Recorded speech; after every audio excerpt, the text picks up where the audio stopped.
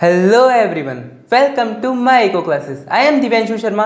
आज की वीडियो में अपन कवर करेंगे डिमांड पुल इन्फ्लेशन। इससे पहले वाली वीडियो में अपन ने इन्फ्लेशन कवर किया था, इन्फ्लेशन क्या होता है और देखा था उसके टाइप्स, उसकी स्पीड के बेसिस पे कि किस स्पीड से प्राइस बढ़ेगी, उसके बेसिस पे अपन ने देखा था।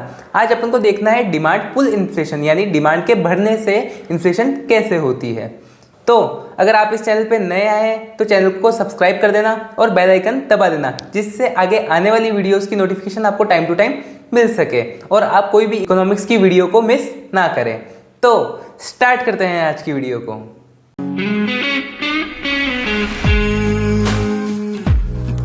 स्टार्ट करते हैं अपन डिमांड पुल इन्फ्लेशन से। डिमांड पुल इन्फ्लेशन समझने से पहले आप एक चीज समझो कि अगर किसी भी गुड्स की प्राइस बढ़ती है तो डिमांड कम होती है। बिकॉज लोग ये सोचते हैं कि अगर कोई चीज़ ओवर प्राइस है तो वो लोग उसको नहीं खरीदना पसंद करते हैं। फॉर एग्जांपल जैसे अभी टमाटर के साथ हुआ था कि टमाटर की प्राइस बढ़ गई, तो ऐसे बहुत सारे जने हैं जिन्होंने टमाटर का कंज्यूम करना कम कर दिया था।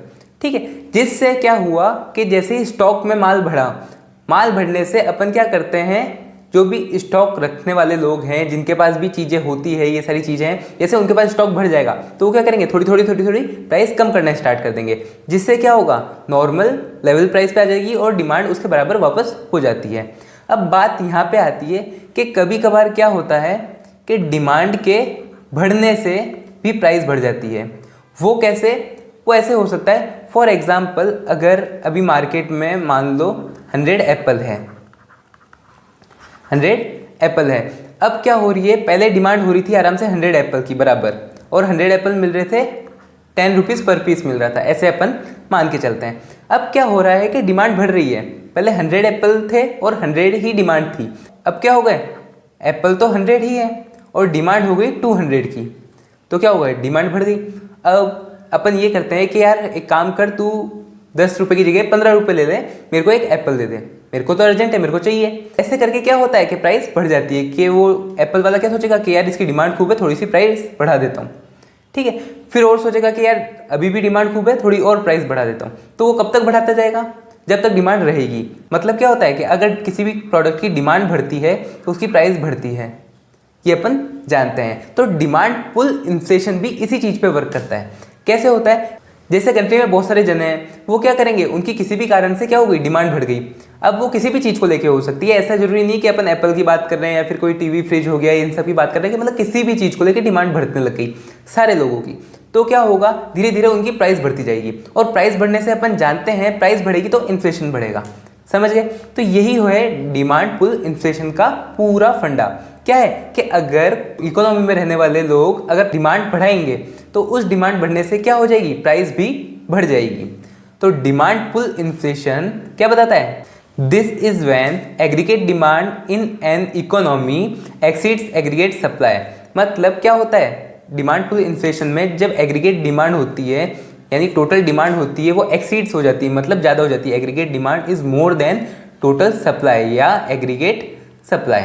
ये अपन बात करते हैं इसमें कि जब अगर किसी कोई इंसान डिमांड ज़्यादा कर रहा है और उसकी सप्लाई कम है तो उससे क्या होगा, प्राइस ही बढ़ेगी। ठीक है, ये चीज़ अपन समझ गए। अब अपन बात करते हैं इसके ग्राफ की। ग्राफ कैसा बनता है इसका, क्योंकि अपन को ये देखना भी जरूरी है। अब देखो, ये है एग्रीगेट सप्लाई।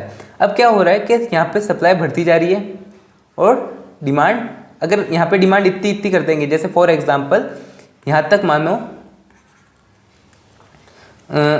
यहाँ पे मान लो कि क्या हो रखा है, यहाँ पे 100 एप्पल है, इस जगह तक 100 एप्पल है, जो अपने एप्पल का एग्जांपल दिया था, यहाँ तक 100 एप्पल है। तो यहाँ तक अगर डिमांड हो 10 की, 15 की, 20 की, 30 की, 40 की, 50, 100 तक की अगर कोई डिमांड होगी तो वो क्या होगी, पूरी हो जाएगी, उससे प्राइस बढ़ाने की कोई ज़रूरत नहीं पड़ेगी। बाकी बट क्या होता है, डिमांड बढ़ जाती है और बढ़ जाती है, तो ये ऐसे जा रहा होता है ऊपर। सप्लाई का ऊपर क्यों जाता है कि कुछ भी कर करके वो ज़्यादा से ज़्यादा जो प्रोड्यूसर है, जो सप्लायर है, वो कितनी बढ़ा सकता है, 150 बढ़ा सकता है, मान लो 150 एप्पल्स बढ़ा सकता है, इससे ज़्यादा नहीं बढ़ा सकता। ये चीज़ अपन यहाँ पे मान के चलते हैं। अब क्या होता है, जैसे 100 थे तो 100 के अंदर कोई भी डिमांड हो रही थी तो प्राइस नहीं बढ़ रही थी। अब क्या हो गया, 110 हो गई। जैसे फॉर एग्जाम्पल यहाँ पे 100 मानो, ये जो है ना, ये पूरा यहाँ पे 100 मानो कि 100 डिमांड हो रही थी, तब अपना आउटपुट भी कितना हो रहा था, 100 का हो रहा था।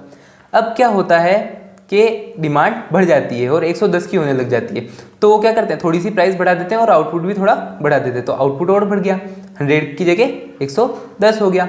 फिर अपन ने और कहा कि यार और चाहिए मेरे को, आप और बढ़ाओ, तो और बढ़ा दी। देखो अब यहाँ पे मान लो 120 हो गया, 120, और प्राइस भी उसकी वजह से बढ़ गई, क्योंकि अपन जानते हैं जब अपन डिमांड ज़्यादा करेंगे तब प्राइस बढ़ेगी। फिर क्या हो गया, फिर उसने बोला कि नहीं है मेरे को और डिमांड है और बढ़ाओ, तो उसने कर दी 150, जो उसकी मैक्सिमम है। मैक्स कितना कर सकता है वो, मैक्स करेगा वो 150, तो मैक्स वो अपनी मैक्स पे पहुंच गया।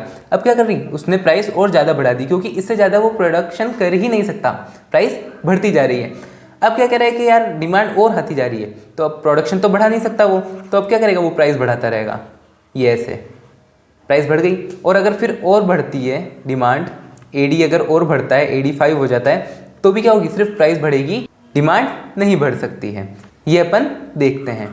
तो अपन ने क्या देखा, ये एग्रीगेट सप्लाई था, तो अपन ने क्या देखा, पहले डिमांड नॉर्मल हो रही थी 100 के अंदर अंदर, जब प्राइस नहीं बढ़ रही थी, फिर जैसे ही थोड़ी बहुत डिमांड एक्स्ट्रा होने लगी, तब एग्रीगेट डिमांड का कर्व आगे बढ़ा, तब क्या हुई, 110 हो गई और प्राइस थोड़ी सी बढ़ गई। फिर जैसे ही और आगे बढ़ा एग्रीगेट डिमांड का कर्व एडी 2 पे चला गया, तब क्या हो गया, आउटपुट बढ़ा थोड़ा सा, बाकी क्या हुआ, प्राइस भी बढ़ी। फिर उसके बाद जैसे और ज़्यादा ऊपर गया तो प्रोडक्शन थोड़ा कम बढ़ा, बट क्या हुई, प्राइस ज़्यादा बढ़ गई। फिर और बढ़ा तो एग्रीगेट सप्लाई यानी टोटल आउटपुट बराबर रहा और प्राइस बढ़ती गई, और आगे भी ऐसा क्या होगा, प्राइस ही बढ़ती जाएगी, आउटपुट नहीं बढ़ पाएगा, क्योंकि उसने क्या कर लिया, मैक्सिमम आउटपुट निकाल लिया, मैक्सिमम आउटपुट निकाल लिया है। इसलिए अब अपन देखते हैं इसके कॉजेस क्या क्या हैं, डिमांड बढ़ने के कारण क्या हो सकते हैं, वो अपन को देखना है। अब अपन देखते हैं, सबसे फर्स्ट है ग्रोइंग इकोनॉमी। अगर इकोनॉमिक ग्रोथ हो रही है, अगर इकोनॉमी की ग्रोथ होगी तो इनकम ऑफ पीपल इंक्रीज होगी, इनकम इंक्रीज होगी तो डिमांड इंक्रीज होगी, डिमांड इंक्रीज होगी, और डिमांड इंक्रीज होगी तो प्राइस बढ़ जाएगी। ऐसे क्या होगा, इन्फ्लेशन होगा, यानी डिमांड के बढ़ने से इन्फ्लेशन होना, ये आप ध्यान रखो। फिर अपन बात करते हैं लो रेट ऑफ इंटरेस्ट या लो इंटरेस्ट रेट। लो इंटरेस्ट रेट क्या होगा, अगर लो इंटरेस्ट रेट होगा तो क्या होगा, लोन बढ़ेगा। अब लोन अपन बात कर सकते हैं, अपन इकोनॉमी में ऐसे बात करते हैं कि लोन कौन लेते हैं, इंडस्ट्रियल सेक्टर वाले लेते हैं, यानी कैपिटलिस्ट लेते हैं। तो कैपिटलिस्ट अगर लोन लेंगे तो क्या होगा, लेबर की वेजेस इंक्रीज हो जाएंगे, ठीक है, क्योंकि वो डिमांड ज़्यादा करेंगे, अगर उनसे काम ज़्यादा लेना है तो उनको वेजेस भी ज़्यादा देने पड़ेंगे, तो उससे वेजेस इंक्रीज होंगे, और वेजेस इंक्रीज होने की वजह से डिमांड इंक्रीज होगी, और डिमांड इंक्रीज होने की वजह से प्राइस इंक्रीज होगी। और इसके अंदर दूसरी चीज़ भी निकल सकती है कि अगर लोन ज़्यादा ले रहे हैं, कौन, कैपिटलिस्ट अगर लोन ज़्यादा ले रहे हैं, तो रॉ मटेरियल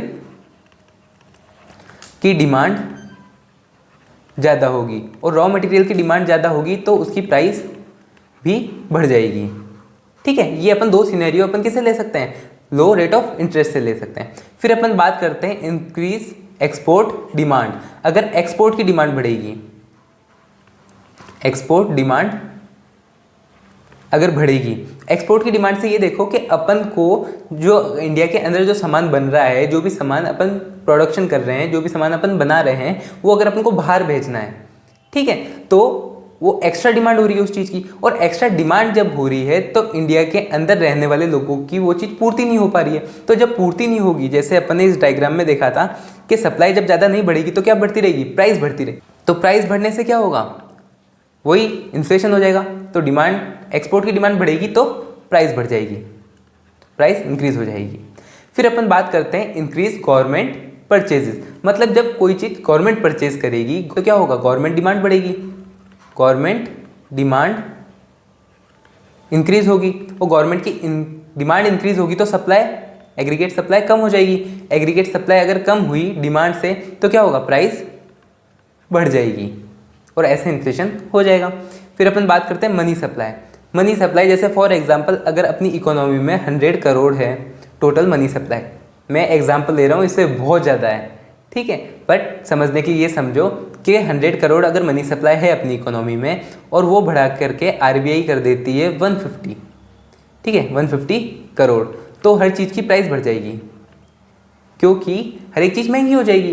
कैसे होगी वो देखो, अगर कोई इंसान 1 रुपीज़ में 1 चॉकलेट ले रहा था, अब इकोनॉमी में पैसा ज़्यादा आ गया, मतलब मार्केट में पैसा बहुत ज़्यादा आ गया, तो वही इंसान 2 रुपीज़ में अब 1 चॉकलेट ले पाएगा क्योंकि पैसा ज़्यादा है, हर एक चीज़ की प्राइस बढ़ जाएगी, तो हर एक लोगों को अपने प्रोडक्ट्स की भी प्राइस बढ़ानी पड़ेगी इस हिसाब से। ओके, फिर अपन बात करते हैं डिवैल्यूएशन की। डिवैल्यूएशन क्या होता है? अपनी खुद की करेंसी को डिवैल्यूएट कर देना। जैसे फॉर एग्जांपल अगर $1 इज इक्वल्स टू 80 रुपीज़ थे, तो अब क्या कर दिया गवर्नमेंट ने, $1 इज इक्वल्स टू 85 रुपीज़ कर दिया, यानी $1 में 85 रुपीज़ की चीज़ आ सकती है। पहले कितनी आती थी? 80 रुपीज़ की आती थी। तो यानी अपना मनी क्या हो गया? डिवैल्यूएट हो गया। और डिवैल्यूएशन कौन करती है? गवर्नमेंट करती है, इंटेंशनली करती है। ओके, तो अगर गवर्नमेंट डिवैल्यूएशन करती है तो अपने क्या होंगे? एक्सपोर्ट बढ़ जाएंगे, एक्सपोर्ट बढ़ जाएंगे। तो अपन ने देखा था अगर अपने एक्सपोर्ट बढ़ जाएंगे तो क्या होगा? अपने कंट्री की एग्रीगेट सप्लाई, यानी सप्लाई जो होगी वो कम हो जाएगी, और जैसे ही सप्लाई कम हो गई तो अपने क्या बढ़ जाएगा? प्राइस बढ़ जाएगा। तो इससे क्या होगा? इन्फ्लेशन बढ़ेगा। तो ये थे अपने कुछ कारण, कौन कौन से? एक ग्रोइंग इकोनॉमी होगी तो हर एक लोगों की इनकम बढ़ जाएगी और उससे प्राइस बढ़ जाएगा। फिर सेकंड बात करिए अपन ने, लो रेट ऑफ इंटरेस्ट। अगर रेट ऑफ इंटरेस्ट लो होगा तो लोन इजीली मिल जाएगा, तो कैपिटलिस्ट भी अगर रॉ मटेरियल की डिमांड बढ़ाएगा तो उससे प्राइस बढ़ जाएगी। और अगर लेबर के वेजेस बढ़ जाते हैं उसी चीज़ की वजह से, क्योंकि वो काम ज़्यादा कर रहे हैं, तो उससे भी क्या होगा? प्राइस बढ़ जाएगी। फिर अपन ने बात करी इंक्रीज एक्सपोर्ट डिमांड। अगर एक्सपोर्ट की डिमांड इंक्रीज हो जाएगी तो कंट्री के अंदर सामान कम पड़ जाएगा, और सामान जैसे ही कम पड़ेगा, जैसे ही अपने रॉ मटेरियल वगैरह जो भी चीज़ें हैं वो अगर कम पड़ेगी तो उनकी प्राइस क्या हो जाएगी? बढ़ जाएगी। फिर अपन बात करते हैं इंक्रीज गवर्नमेंट परचेज। अगर गवर्नमेंट बहुत सारी चीज़ें परचेज करेगी, किसी भी इंटेंशन से वो परचेज करे, बाकी अगर गवर्नमेंट भी कोई चीज़ परचेज करने लग जाएगी तो उसकी सप्लाई क्या रह जाएगी? कम रह जाएगी, लिमिटेड रह जाएगी, और उससे क्या होगा? प्राइस बढ़ जाएगी। फिर अपन ने बात करी मनी सप्लाई की। अगर गवर्नमेंट या आरबीआई क्या करती है? मार्केट में मनी सप्लाई इंक्रीज कर देती है। जैसे अगर 100 करोड़ थे तो 150 करोड़ कर दिए, तो उससे भी क्या होगा? प्राइस बढ़ जाएगी, इन्फ्लेशन बढ़ जाएगा। और फिर अपन ने लास्ट बात करी डिवैल्यूएशन की। डिवैल्यूएशन क्या होता है? अपनी करेंसी को गिरा देना, मतलब अपनी करेंसी को थोड़ा डिवैल्यूएट कर देना, उसकी वैल्यू कम कर देना। उससे क्या होगा कि एक्सपोर्ट की डिमांड बढ़ जाएगी, मतलब दूसरी कंट्रीज ज़्यादा इंपोर्ट करेगी और अपन क्या करेंगे? एक्सपोर्ट ज़्यादा करेंगे। तो उस वजह से क्या होगा कि जैसे अगर अपन एक्सपोर्ट ज़्यादा करने लग जाएंगे तो अपनी कंट्री में अपना सामान कम रह जाएगा, यानी रॉ मटेरियल्स वगैरह जो भी गुड्स वगैरह है वो थोड़े कम रह जाएंगे, जिससे क्या होगा? एग्रीगेट सप्लाई कम हो जाएगी, और एग्रीगेट सप्लाई कम हुई तो जिससे क्या होगा? प्राइस भी क्या होगी? बढ़ जाएगी। तो ये चीज़ अपन ने आज कवर करी है। डिमांड पुल इन्फ्लेशन क्या होता है आपको बिल्कुल अच्छी तरीके से समझ आ गया होगा। तो होप आपको ये वीडियो समझ में आई होगी, अच्छी लगी होगी। अगर आपको ये वीडियो अच्छी लगी हो तो इस वीडियो को लाइक कर देना, चैनल को सब्सक्राइब कर देना। कोई भी डाउट हो, क्वेश्चन हो तो आप कमेंट बॉक्स में इजीली पूछ सकते हैं। अपन मिलेंगे नेक्स्ट वीडियो में। Thanks for watching.